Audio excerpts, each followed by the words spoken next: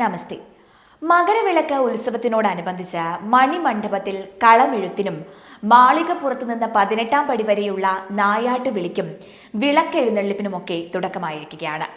മകരവിളക്ക് മുതൽ 5 നാൾ മാളികപ്പുറത്ത് നിന്ന് സന്നിധാനത്തേക്ക് എഴുന്നള്ളിപ്പ് ഉണ്ടാകും. ആദ്യ ദിനത്തിലെ എഴുന്നള്ളിപ്പ് 14-ന് രാത്രി 10:30-ന് വാദ്യമേളങ്ങളുടെ അകമ്പടിയോടുകൂടി സന്നിധാനത്ത് എത്തി തിരികെ മടങ്ങി. മകരവിളക്ക് ഉത്സവത്തിന്റെ ഭാഗമായി ശബരിമലയിൽ നടക്കുന്ന അത്യപൂർവമായ ഒരു ചടങ്ങാണ് നായാട്ടുവിളി. പദ്യരൂപത്തിലുള്ള അയ്യപ്പ ചരിതമാണ് നായാട്ടുവിളി എന്ന് അറിയപ്പെടുന്നത്. എരുമേലി പുന്നമ്മൂട്ടിൽ കുടുംബത്തിനാണ് നായാട്ടുവിളിക്കുള്ള അവകാശമുള്ളത്.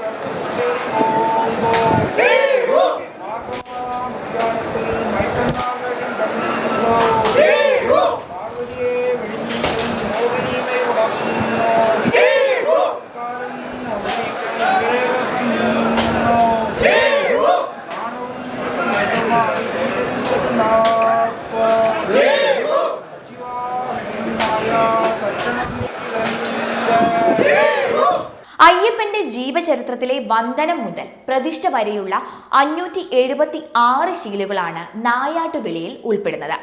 18-ാം പടിക്ക് താഴെയുള്ള നിലപാട് തറയിൽ നിന്നാണ് നായാട്ട് വിളിക്കുന്നത്. തെക്കോട്ട് നോക്കി നിന്നാണ് നായാട്ട് വിളിക്കുക. നായാട്ട് വിളിക്കുന്നയാൾ ഓരോ ശീലുകളും ചൊല്ലുമ്പോൾ കൂടെയുള്ളവർ ആചാരവിളി മുഴക്കും. വേട്ടക്കുറിപ്പ് ഉൾപ്പെടെ 12 പേരാണ് സംഘത്തിൽ ഉണ്ടായിരിക്കുക.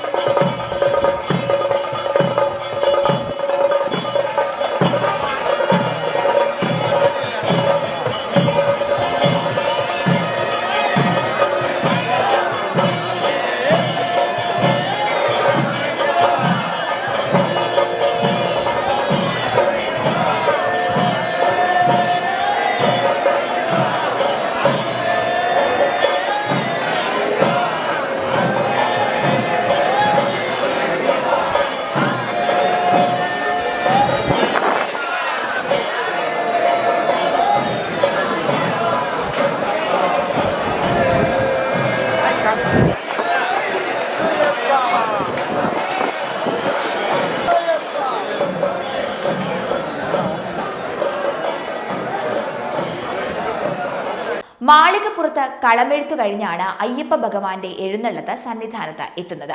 യുവാവായ അയ്യപ്പന്റെ വേഷഭൂഷാദികൾ ധരിച്ചാണ് എഴുന്നള്ളിപ്പ് നടക്കുന്നത്.